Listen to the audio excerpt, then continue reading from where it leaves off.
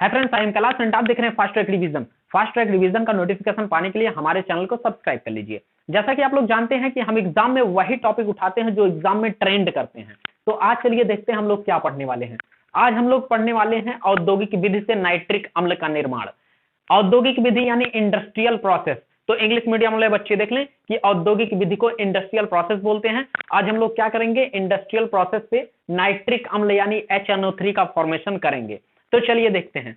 आज आप लोगों को थोड़ा सा लाइट का सेटअप उतना सही नहीं लग रहा होगा। एक्चुअली में आज लाइट का सेटअप सही नहीं है, तो आने वाली वीडियो में लाइट का सेटअप सही कर दिया जाएगा, निश्चिंत रहिएगा। देखिए, नाइट्रिक अम्ल बनाने की औद्योगिक जो विधि है वो दो विधियां होती हैं। कौन कौन सी? सबसे पहली विधि होती है ओस्टवाल्ड विधि और दूसरी विधि होती है बर्कलैंड और आइड विधि। ठीक है, दो विधियां होती हैं। कौन कौन?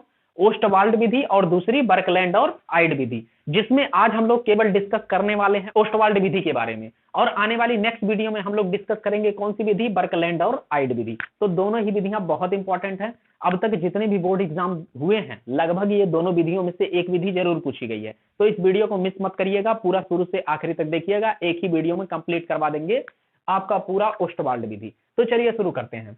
सबसे पहले ओस्टवाल्ड विधि का चित्र देख लेते हैं कि कैसा बनाना है, और इसके बाद आगे हम लोग देखेंगे उसका भौतिक गुण और उपयोग भी देखेंगे। ठीक है, चलिए देखिए।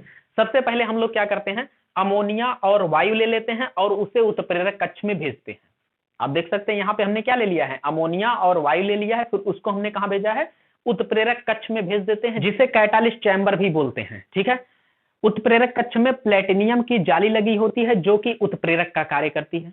तो सबसे पहले उत्प्रेरक कक्ष में हम लोग अमोनिया और वायु भेजते हैं जिसमें प्लेटिनियम की जाली लगी रहती है जो कि उत्प्रेरक का काम करती है। जहां पे देखिए कौन सी प्रोसेस होती है, तो उत्प्रेरक कक्ष का प्रोसेस यहाँ पे लिखा हुआ है कि 5 अणु अमोनिया 5 अणु ऑक्सीजन के साथ प्लेटिनियम की उपस्थिति में क्रिया करके 4 अणु नाइट्रोजन मोनोऑक्साइड और 6 अणु जल बनाता है। ठीक है, यानी यहां से हमें क्या मिला, नाइट्रोजन मोनोऑक्साइड।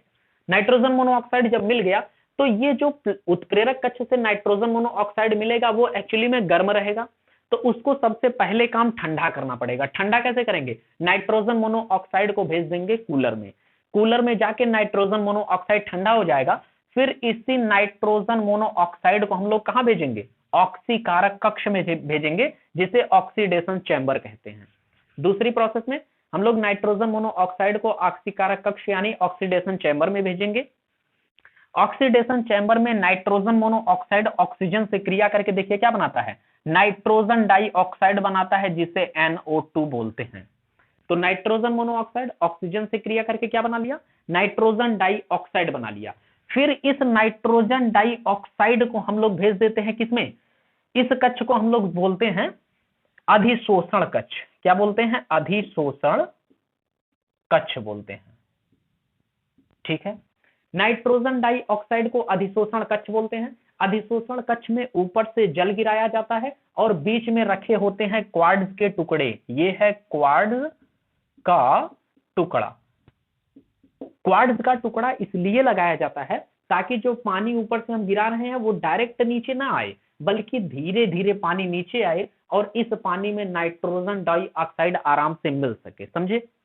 देखिए, जब क्या होता है, नाइट्रोजन डाइऑक्साइड, यहाँ पे है नाइट्रोजन डाइऑक्साइड जल से क्रिया करता है इस अधिशोषण कक्ष में, तो बनाता है एक अणु HNO3 यानी नाइट्रिक अम्ल और एक अणु नाइट्रस अम्ल यानी HNO2 बनता है। समझ गए? अधिशोषण कक्ष में कौन सा रिएक्शन होता है, अधिशोषण कक्ष में आता कौन है, नाइट्रोजन डाइऑक्साइड। ऊपर से गिराया जाता है जल, नाइट्रोजन डाइऑक्साइड जल से क्रिया करके एक अणु नाइट्रिक अम्ल यानी HNO3 बनाता है और एक अणु नाइट्रस अम्ल यानी HNO2 बनाता है। ठीक है, ये प्रोसेस समाप्त हो गई। अब देखिए, ये जो नाइट्रस अम्ल हमारा बना है यानी HNO2 बना है, इसको भी हम बेकार नहीं जाने देंगे।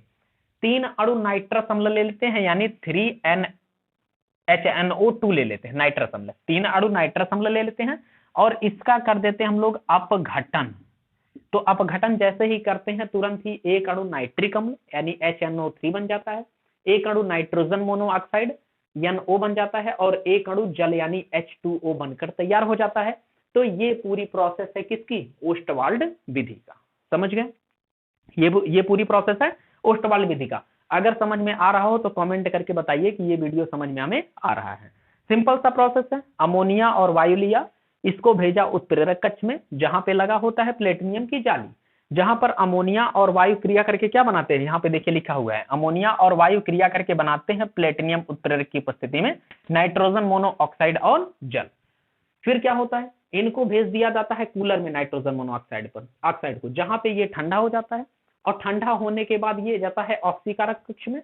ऑक्सीकारक कक्ष में देखिए कौन सी रिएक्शन होती है, नाइट्रोजन मोनोऑक्साइड और ऑक्सीजन क्रिया करके नाइट्रोजन डाई ऑक्साइड बनाता है। ये दूसरी प्रोसेस पूरी हो गई। इसके बाद हम लोग क्या करेंगे, इस ऑक्सीकारक कक्ष से जो नाइट्रोजन डाई ऑक्साइड बना है उसको भेज देंगे अधिशोषण कक्ष में, जहां से ऊपर से जल गिराया जाएगा।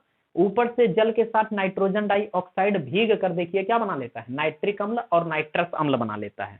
फिर 3 अणु नाइट्रस अम्ल का अपघटन करने पर 1 अणु नाइट्रिक अम्ल, 1 अणु नाइट्रोजन मोनोऑक्साइड और 1 अणु जल प्राप्त हो जाता है। इतनी बातें समझ में आ गई होंगी, ठीक है। तो ये विधि है नाइट्रिक अम्ल बनाने की ओस्टवाल्ड विधि का चित्र, ठीक है। अब चलिए देख लेते हैं कि नाइट्रिक अम्ल का भौतिक गुण क्या होता है। तो नाइट्रिक अम्ल का पहला भौतिक गुण क्या है कि शुद्ध नाइट्रिक अम्ल रंगहीन होता है। रंगहीन का मतलब पानी की तरह होता है, जिसके आर पार आसानी से देखा जा सकता है, जिसके आर पार आसानी से देखा जा सकता है। अगर हम लोग बात करें दूसरे भौतिक गुण की, तो क्या होता है कि प्रकाश की उपस्थिति में नाइट्रोजन डाइऑक्साइड और नाइट्रोजन मोनोऑक्साइड गैस निकलता रहता है। यानी अगर नाइट्रिक अम्ल को ऐसा खुले में रख देते हैं तो उसमें से धुएं की तरह कौन निकलता रहता है, नाइट्रोजन डाइऑक्साइड और नाइट्रोजन मोनोऑक्साइड निकलते रहते हैं। तीसरा भौतिक गुण क्या है कि जल में अधिक विलेय होता है, यानी जल में कितना भी आप नाइट्रिक अम्ल घोलेंगे वो आसानी से घुलता जाएगा। ये नाइट्रिक अम्ल का भौतिक गुण होता है। चलिए अगली टॉपिक पर आ जाते हैं कि नाइट्रिक अम्ल का उपयोग क्या होता है। तो पहला उपयोग भैया बिना कुछ सोचे समझे सीधा आप लिख दीजिए कि प्रयोगशाला में अभिकर्मक के रूप में। तो नाइट्रिक अम्ल का पहला उपयोग क्या किया जाता है, प्रयोगशाला में अभिकर्मक के रूप में। दूसरा उपयोग क्या है कि उर्वरक बनाने में नाइट्रिक अम्ल का यूज किया जाता है। उर्वरक यानी खाद होता है जो कि खेतों में पौधों को बढ़ाने के लिए डाला जाता है। देखिए तीसरा उपयोग क्या है, विस्फोटक पदार्थ इससे बनाया जाता है, जैसे टीएनटी हो गया, जिसे ट्राइनाइट्रोटाल्विन कहते हैं। तो विस्फोटक पदार्थ बनाया जाता है, जैसे टीएनटी हो गया, टीएनजी हो गया, ये सब विस्फोटक पदार्थ बनाने के लिए नाइट्रिक अम्ल का यूज किया जाता है। चौथा भौतिक गुण क्या हो जाएगा कि चौथा उपयोग क्या हो जाएगा कि अम्लराज बनाने में। देखिए अम्लराज कैसे बनता है, एक अणु HNO3 ले लेते हैं यानी नाइट्रिक अम्ल लेते हैं, और 3 अणु HCl ले लेते हैं, इसी को हम लोग क्या बोल देते हैं, अम्लराज बोल देते हैं, अम्लराज। यानी यहाँ पे देखिए नाइट्रिक अम्ल का यूज हुआ है ना अम्लराज बनाने में। तो अम्लराज बनाने में किसका यूज होता है, नाइट्रिक अम्ल का यूज होता है। और अम्लराज को हम लोग इंग्लिश में एक्वा रेजिया भी कहते हैं, इस बात को याद रखिएगा। अगला पांचवा उपयोग क्या होता है, कृत्रिम रेशम और डाई बनाने में भी नाइट्रिक अम्ल का यूज किया जाता है। ये बात याद रखिएगा, किसमें, कृत्रिम रेशम और डाई बनाने में भी नाइट्रिक अम्ल का यूज किया जाता है। तो आशा करते हैं नाइट्रिक अम्ल बहुत अच्छे से आपको समझ में आ गया होगा। इस तरह से देखिए चित्र बनाने में और फिर समझाने में टाइम बहुत वेस्ट होता है। जो आप लोग वीडियो पे देखते हैं 5 मिनट की वीडियो रहती है, आपको लगता होगा 5 मिनट सर ने बना दिया तो इसमें कौन सी बड़ी बात है, लेकिन देखिए इसके पीछे बहुत मेहनत होती है। इस चित्र को पहले बनाना, फिर पूरा सेटअप करना, फिर ऐसे शब्दों को उपयोग करना जिससे बच्चों को समझ में बढ़िया से आ जाए, है ना, किस तरीके से समझ में आएगा।